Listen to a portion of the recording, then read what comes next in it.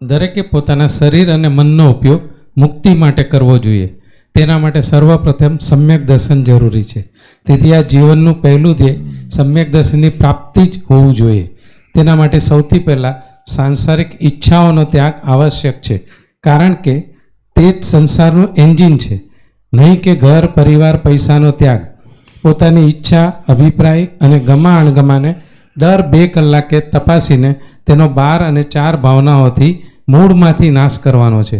4 સંજ્ઞાઓ જેવી કે આહાર, મૈથુન, ભય, પરિગ્રહ પ્રત્યે આદર છોડીને તેને મંદ કરવાનો પ્રયાસ કરવાનો છે. આ છે ને આપણી સાધના છે. કરેક્ટ. અનાદિથી આપણે છે ને શરીર અને મનનો ઉપયોગ છે ને સંસાર વધારવામાં કર્યો છે, કારણ કે આપણે આપણા દુશ્મન બનીને રહ્યા છીએ. આપણા દુશ્મન એટલે શું? આટલે જ આપણે સંસાર વધ્યો એટલે અનંત દુઃખ વધ્યા. તો હવે આપણે મન અને શરીરનો ઉપયોગ આપણા આત્મકલ્યાણ માટે કરવાનો છે. કે જેને આત્મકલ્યાણ કરવું છે, જેને અનંત સુખ જોઈએ છે, જેને એવું સુખ જોઈએ છે કે જેનો અંત જ ન હોય, તો એને પહેલું પગથિયું છે સમ્યક દર્શન, એટલે આત્મજ્ઞાન. પહેલાં આત્મજ્ઞાન મળશે, પ્રાપ્ત કરશું આપણે, તો આગળ અનંત સુખ મળશે. એટલે આપણું પહેલું ધ્યેય શું હોવું જોઈએ? તો કે સમ્યક દર્શન, આત્મપ્રાપ્તિ. તો આત્મપ્રાપ્તિ માટે ઘણાને કેવું લાગે કે આપણે દીક્ષા લઈ લઈએ, સાધુ બની જઈએ તો આત્મપ્રાપ્તિ થઈ જશે. પણ આપણો ઇતિહાસ શું કહે છે? આપણો ભગવાન શું કહે છે? કે આપણે કેટલી વાર દીક્ષા લીધી? કે આપણા વગાનો ઢગલો કરે ને તો મેરુ પર્વત કરતાં પણ મોટો થાય, એટલી વાર દીક્ષા લીધી.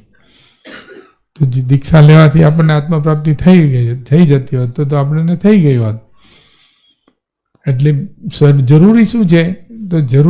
તો કે જરૂરી આ ભૌતિક સંસાર છોડવો જરૂરી નથી, પણ જે આપણા મનમાં છે ને સંસારનું બીજ પડ્યું છે ને, એ બીજને બાળવાની જરૂર છે. ખરેખરો જે સંસાર છે ને એ આપણા મનમાં વસે છે. એટલે જે મનનો સંસાર છે ને એને બાળવાનો છે.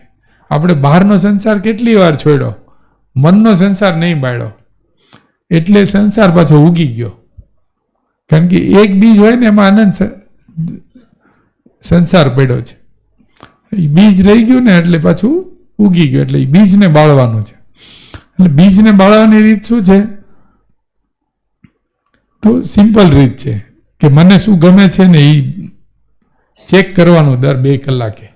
અને જે ગમતું હોય, જે ઈચ્છાઓ હોય, જે આપણું એન્જિન છે બહાર દોડાવે છે આપણને, તો એ ઈચ્છાઓનો નાશ 12 ભાવનાથી કરવાનો છે. બરાબર? એટલે અને લોકો સાથેનો વ્યવહારનો 4 ભાવનાને થિંક વેલકમથી કરવાનો છે. અને ચિંતન ધર્મ ધ્યાનથી કરવાનું છે. ધ્યાન હંમેશા રાખવાનું છે આત્માનું, કે આત્મા વિરુદ્ધનું કામ ન થાય. એનું નામ ધર્મ ધ્યાન. બરાબર? એ ધર્મ ધ્યાન કરવાનું છે.